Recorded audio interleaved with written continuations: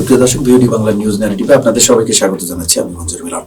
আপনারা জানেন যে সমসাময়িক নানা বিষয় নিয়ে আমাদের এই আয়োজন, আর এই আয়োজনে আমাদের সাথে আজকে আমাদের স্টুডিওতে যুক্ত হয়েছেন ছাত্রদলের কেন্দ্রীয় সংসদের ভাইস প্রেসিডেন্ট এবং মাদারীপুর জেলার শিবচর উপজেলার বিএনপির সদস্য সচিব সোহেল রানা। সোহেল রানা, আপনাকে বিওডি বাংলা স্টুডিওতে স্বাগত জানাচ্ছি। জি, আপনাকেও ধন্যবাদ এবং আপনার মাধ্যমে অনলাইন প্ল্যাটফর্মের জনপ্রিয় মাধ্যম বিওডির সকল শ্রোতাদেরকে এবং বিওডির সাথে যুক্ত সকল কলাকুশলীকে আমার ব্যক্তিগত পক্ষ থেকে এবং বাংলাদেশ জাতীয়তাবাদী দলের পক্ষ থেকে শুভেচ্ছা। আমরা আলোচনা শুরু করতে চাই জামাত এবং এনসিপি প্রসঙ্গ দিয়ে। আমরা দেখলাম যে এনসিপির কয়েকজন নেতা জামাত সম্পর্কে কয়েকটি মন্তব্য করেছেন জুলাই সনদে স্বাক্ষর বিষয়ে। সেখানে এর আগে আমরা দেখলাম নাহিদ ইসলাম একটি স্টেটমেন্টে বলেছেন যে জামায়াত যে জুলাই সনদে স্বাক্ষর করেছে সেটি তাদের আসলে সেটি নিয়ে নেতিবাচক মন্তব্য করেছেন। পাশাপাশি আমরা দেখলাম সামান্তা শারমিন, এনসিপি নেত্রী, তিনিও বললেন যে জামাত আর আওয়ামী লীগ এপিটোপিট। পাশাপাশি আরো কিছু নেতিবাচক মন্তব্য করেছে। আজকে দেখলাম জামায়াতের সেক্রেটারি জেনারেল তিনি বললেন যে জন্ম নিয়েই বাবার বিরোধিতা করা কিংবা এই জাতীয় একটা মন্তব্য করেছেন। এই আপনি আসলে আপনার মন্তব্যটা কি?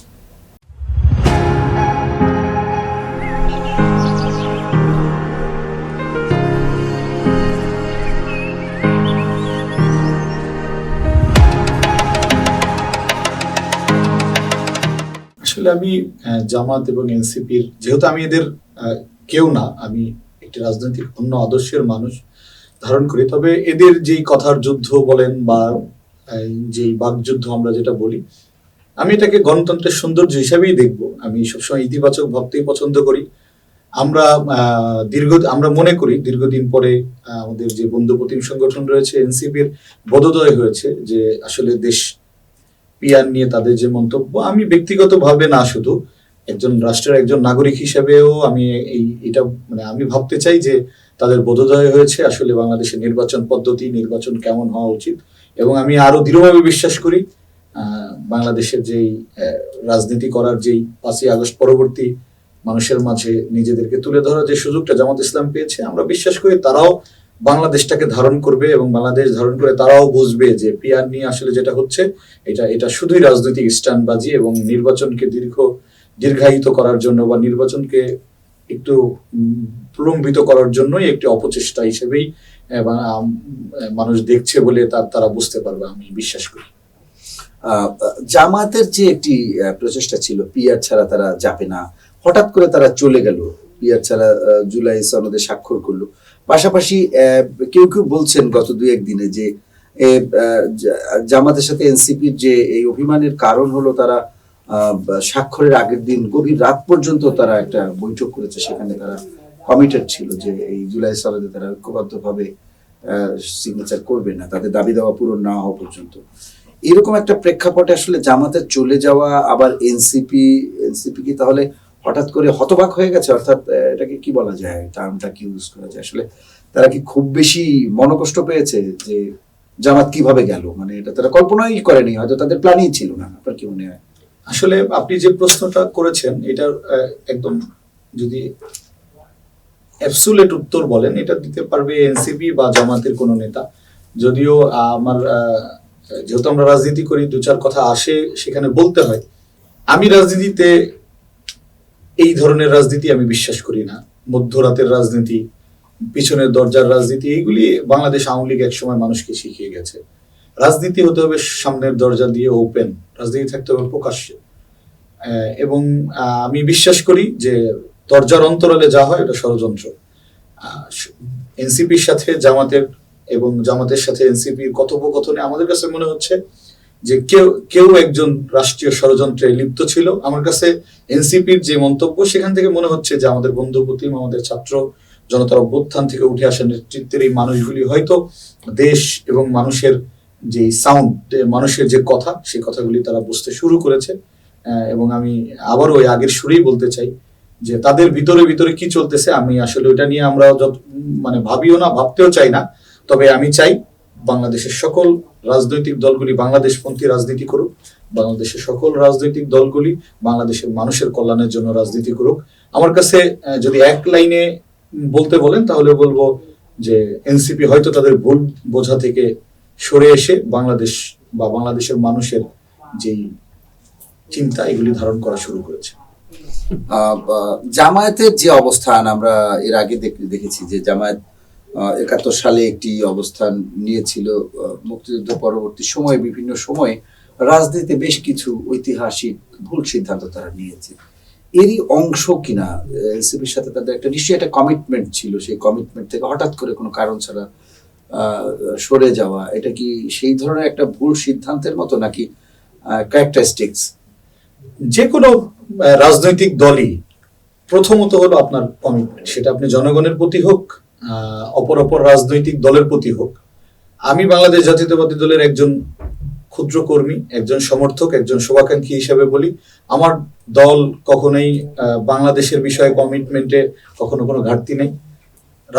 বাংলাদেশ পন্থী রাজনৈতিক দলগুলির সাথে কমিটমেন্টেও কখনো ঘাটতি ছিল না। আমরা এইভাবে ভাবতে পছন্দ করি যে রাজনীতি হোক আদর্শিক, রাজনীতির জায়গাটার চর্চাটা হোক আন্তদলীয় রাজনীতিতেও মতের ভেদ থাকুক, তবে আদর্শের চর্চা থাকুক। সেখানে জামাত এবং এনসিপির মধ্যে কি চলতেছে আমি আসলে এই বিষয়ে কোনো মন্তব্য করতে চাই না। আমার বাংলাদেশ জাতীয়তাবাদী দলের জায়গা থেকে আমি বলি, আমরা ফ্যাসিবাদ বিরোধী আন্দোলনে যারা একসাথে ছিলাম, আমাদের দল কমিটেড, যারা বিএনপির প্রতি আগামী নির্বাচনে যারা বিএনপির সাথে আস্থা রাখবে, বিএনপির সাথে যারা কাজ করবে, যারা আগামীতে রাষ্ট্র গঠনে বাংলাদেশ জাতীয়তাবাদী দলকে সহায়তা করবে, বিএনপি তাদের প্রত্যেকের প্রতি কমিটেড। এবং এরই ধারাবাহিকতা আপনি দেখেছেন যে বাংলাদেশ জাতীয়তাবাদী দল আর নির্বাচনমুখী যে যাত্রা শুরু করেছে, সেখানে তাদের অতীতের প্রায় সকল মিত্রদেরকে নিয়েই পথ চলার চেষ্টা করছে। আরেকটি বিষয় আসলে গণমাধ্যমে আসছে বেশ কদিন ধরে, যে এই যে নমিনেশন কেন্দ্রিক যে রাজনীতি, আসন ভাগাভাগির যে জোট কেন্দ্রিক যে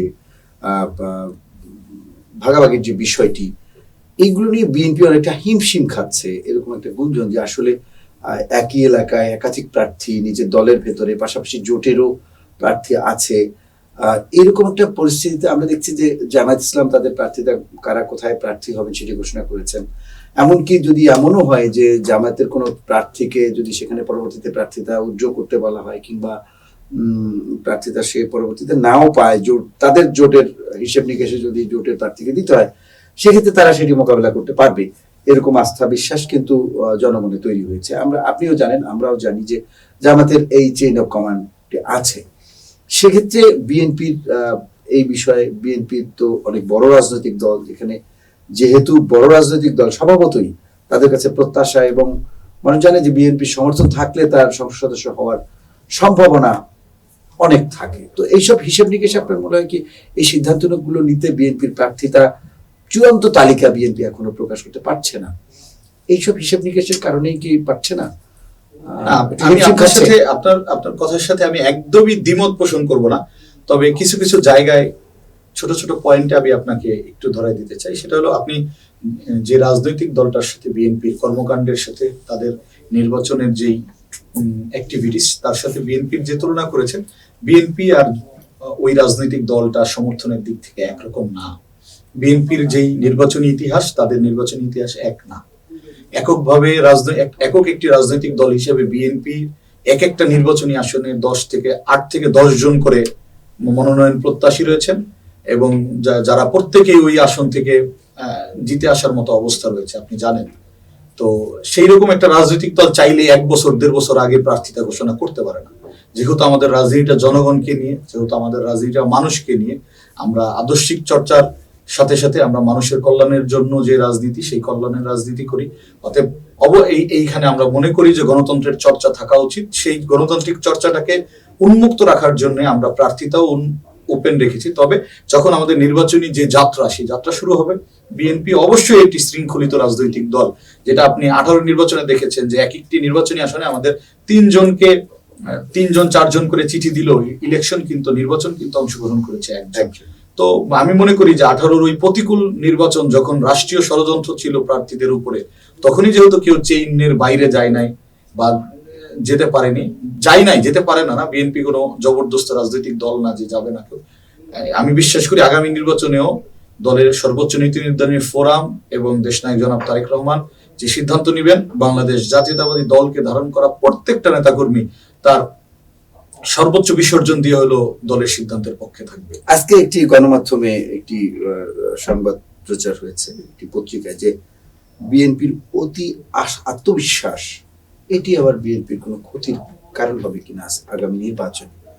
এটি একটি পত্রিকার বিশ্লেষণ ধর্মী বিশেষ প্রতিবেদন, আপনার কি মন্তব্য? না, অতি আত্মবিশ্বাস, বিএনপি কখনোই অতি আত্মবিশ্বাস না। বিএনপি জনগণ নির্ভর দল, এখানে আত্মবিশ্বাসের কিছু নাই। যে আসলে যে আমাদের জনসমর্থনকে যারা আত্মবিশ্বাস বলছেন এটা তার ব্যক্তিগত মতামত।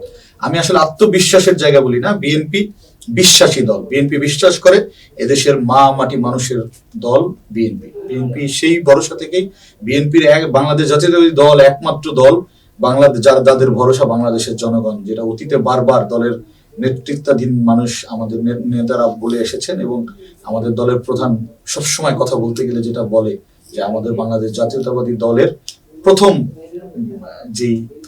যে স্লোগান সেটা হলো সবার আগে আমাদের বাংলাদেশ, সবার আগে বাংলাদেশ। আমরা সেই সবার আগে বাংলাদেশকে ধারণ করি, বাংলাদেশের জনগণকে ধারণ করি।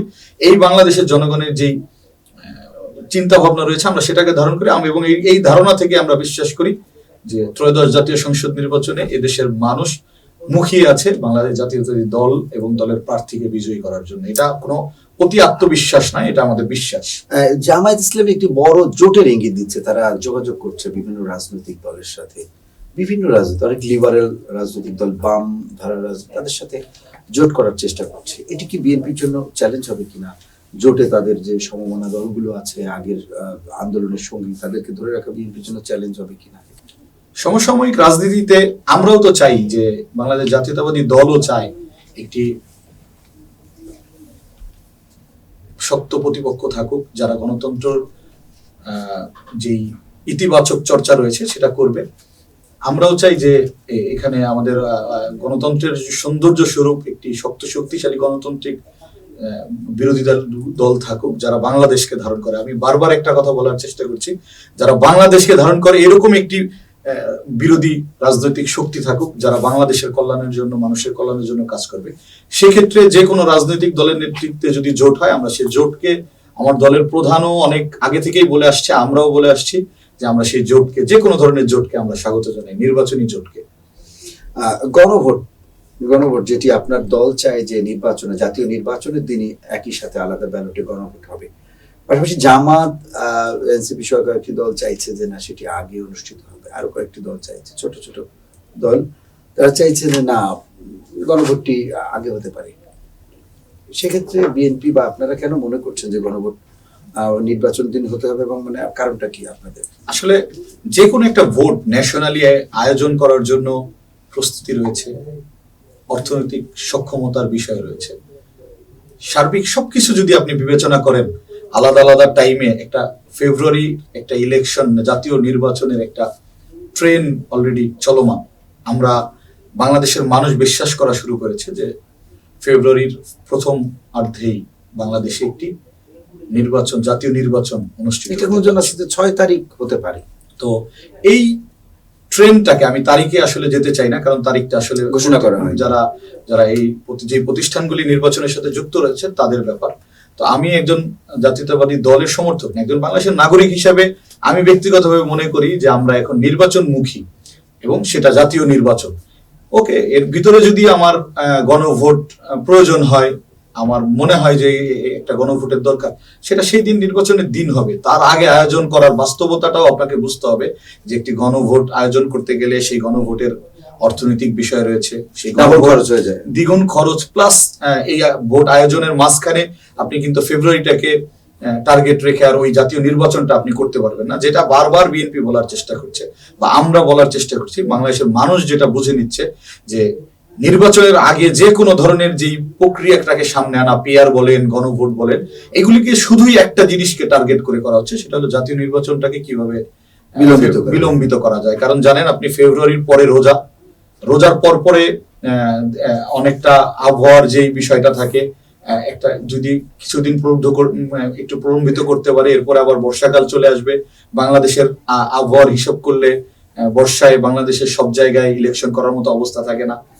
এরকম আমার কাছে মনে হচ্ছে যে নির্বাচনটাকে দীর্ঘায়িত করার জন্য, নির্বাচনটাকে দূরে নেওয়ার জন্য বা নির্বাচন না করার জন্য যে প্রক্রিয়া, এই প্রক্রিয়া হিসেবে এই গণভোট বলেন, পিআর বলেন, কি এটাকে কিছু ষড়যন্ত্রের অংশ হিসেবে কিছু রাজনৈতিক দল সামনে আনার চেষ্টা করে। আমি এটাকে একদম শক্ত ভাষায় বা এক কথায় ষড়যন্ত্রের একটা অংশ বলবো। আমরা একটু আপনার ব্যক্তিগত রাজনৈতিক প্রসঙ্গে আসতে যাচ্ছি, আমরা জাতীয় রাজনীতির। আপনি সর্বকনিষ্ঠ একজন সদস্য সচিব একটা থানা বিএনপি নির্বাচিত হয়েছেন। আপনি ছাত্র দলের রাজনীতির সাথে জড়িত, ইতিমধ্যে ছাত্রদল কেন্দ্রীয় সংসদের আপনি সহসভাপতি হিসেবে দায়িত্ব পালন করছেন।